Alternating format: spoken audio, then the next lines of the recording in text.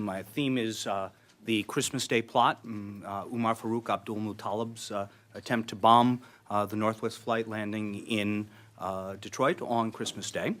To give you the bottom line up front, my thesis is we did it to ourselves, which is to say that the near success of plots like this is an inevitable result of policy and legal decisions that have been made in this Congress and by this administration and, candidly, by the prior administration to forego the ability to conduct the sorts of information analysis that would have potentially revealed the plot. What do I mean by that? The Christmas plot was not a failure of intelligence collection. There was quite a bit of intelligence about Abdul-Muttalib. There was an NSA intercept. All of this is stuff that I've gotten from the papers, by the way. I know no classified information, which frees me admirably to speak on the topic. There was an NSA intercept about a Nigerian training in Yemen with Christmas plans. There was our understanding from the Saudis of plans by al-Qaeda to place bombs in underwear or other clothing. There was the report from his father that Abdul-Muttalib had been radicalized and gone to Yemen. There was a partial name in one al-Qaeda communication of Umar Farouk. There was the fact that the UK had denied this fellow a visa. And of course there was the fact that we ourselves had given him one. That's quite a bit of information when you isolate it. The problem is that it's 10 bits of information, more or less, floating in a sea of millions. The National Counterterrorism Center has links to 80 separate databases. They're the people, along with the CIA, who are responsible today for doing the connection of the dots that the 9/11 Commission called for. In these 80 different databases, they get thousands of pieces of new intelligence every day, literally tens of thousands. They get over 1,000 new names to think about and consider for inclusion in terrorist information databases every day. They add 350 new names to the Terrorist Information Data Mart environment, our basic list of terrorists on the watch list, every single day. Now, hindsight is 20/20. Lifting those 10 different bits of information out of that sea and flood, we can readily say that it would have been better had somebody said, we need to look for Nigerians connected to Yemen, or we need to look for somebody whose name or part of whose name is Umar Farouk. And it is the case that it would have been much better had the ideas of Yemen-Nigeria plot somehow moved to the top of analysts' piles. But the truth of the matter is that when that moves up, something else has to move down. And what this was a failure of was not a failure of intuition, but really a failure of time and capacity. Our NCTC lacks the technical tools that I think are necessary to enable analysts to conduct the sort of analysis that would actually produce the results we're achieving. What do I mean by that? Let's take one example. The NCTC does not still today have an ability to what you and I would call Google a particular name across all 80 of these databases. That's to a large degree because the 80 databases are all in disparate forms and are not commensurate with each other. But you cannot, if you are an analyst who gets something about an Umar Farouk, type in a single place, what do we know about Umar Farouk, and get a Google list of pages that have other intelligence information about the Umar Farouk today. It's just not technologically feasible. But worse yet, even if we had that capacity, the results wouldn't be enough to really enable our analysts to do what they want to do.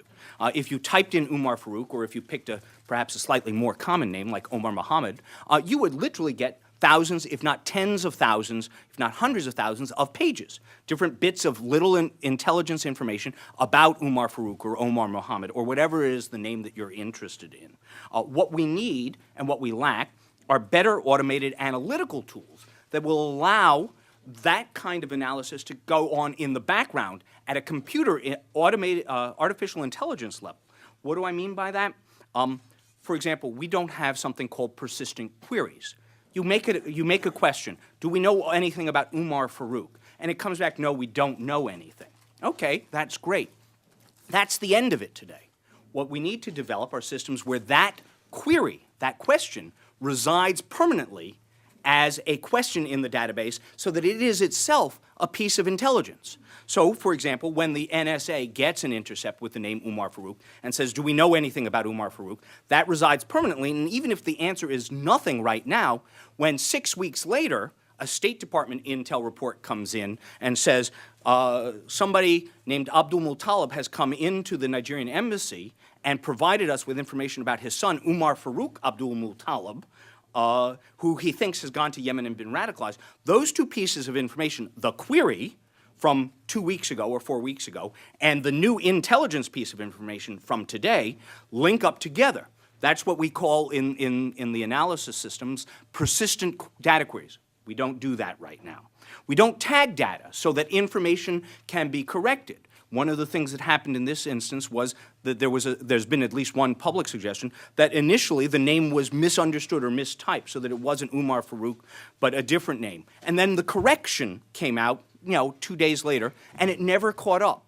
That's because when we send new data out into the intelligence space, we don't tag it so that later corrections by intelligence analysts that revise the data catch up with the original piece of information that moves forward. All of this is designed to prevent what we call enterprise amnesia, right? Enterprise amnesia is when the enterprise, the intelligence collection and analyst enterprise, has so much information that it forgets what it knows and can't remember from day to day that the NSA was interested in Umar Farouk, that the NSA had an intercept about a Nigerian, and that now we've got a Nigerian father with a son named Umar Farouk who comes in at the last minute. So our analysts don't have time to do this. Our computers do. Why don't we have these tools? Well, okay, this is the payoff. We started to develop them back in 2002, 2003. Congress killed the program, or Congress killed a large fraction of the program. It was called Total Information Awareness, which conceitedly was a pretty scary and not very user-friendly name.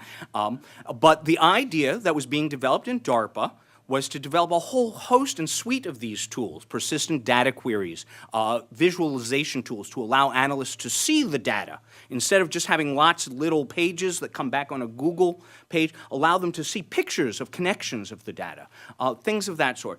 By and large, because of privacy concerns, we killed that program. We killed a large fraction of the research. I understand some of it continues in a classified space that I know nothing about, but the public research, the stuff that the Department of Defense was doing, is dead and has not been funded since 2003. What we need to do, and I guess this is probably about time to stop, yeah? Okay, what we need to do... You're on the roll. Oh, I'm on the roll? Well, I'll wrap up anyway and open up for some questions. What we need most of all is to actually change how we think about this analytical product and change how we think about the privacy implications of it. What killed this set of programs in the first instance was fears of Big Brother. There was a wonderful, horrible article by William Safire called "You Are a Suspect," in which he posited that allowing artificial intelligence like this to operate would allow the U.S. government to collect and create a dossier on every individual in America, and eventually to run the same artificial intelligences that track terrorists forward in a way to track political opponents, right, or to track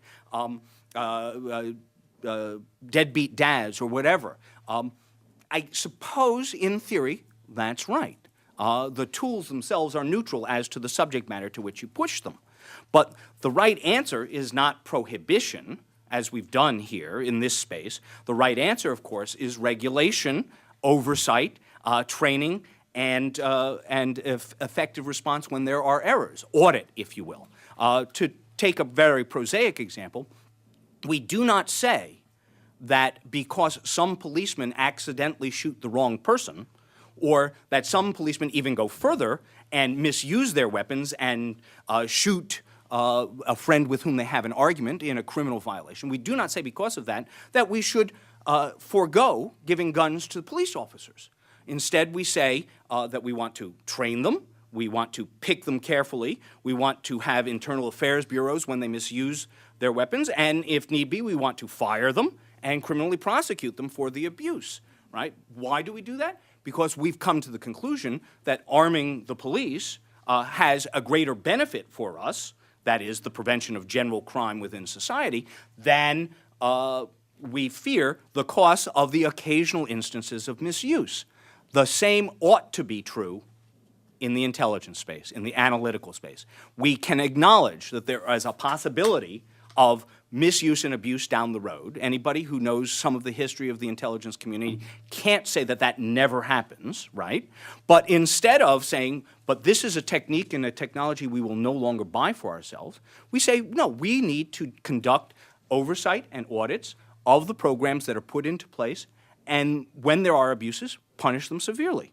We're actually moving in that direction a little bit. One final story to think about is, who remembers the incident in the last presidential campaign where it was said that some people had looked at then-candidate Obama's passport files in the State Department, right? Yeah, everybody remembers that. And that would be this sort of abuse, the inappropriate use of data collected for one purpose, in this case to provide for passports, for another purpose, in that case political. One assumes that somebody was curious or wanted to see if he'd really been born in Kenya or something like that, right?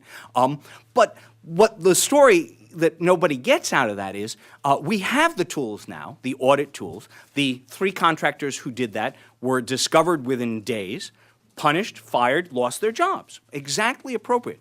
Now, if you take our current state in the intelligence community that I've been talking about and put it over there, the idea would be, well, let's not collect data for passports. And that would be, obviously, the wrong answer. In the Department of State, we have the right paradigm. We collect the data, we put it to appropriate uses that are good government uses, and then when people misuse the data, we punish them. We audit to find out who's done wrong, and we make sure that they can't do it again. The right answer today in the intelligence space is the same one. Instead of doing what we've done for the last 8, 9 years, which is say we will deny ourselves this type of analytical capacity in the intelligence community because of our fears of abuse, we should revise our thinking, reinvigorate that sort of research, develop the tools that will lead us forward, allow us to do something that would allow us to catch somebody like Abdul Muttalib. If we don't do that, if we don't change how we treat this veritable flood of intelligence data, the one thing we can be sure of is that the Christmas plot will happen again. And we'll be sitting here talking to ourselves 4 days from now, 4 years from now. Thank you. That was terrific. Data mining, data sharing.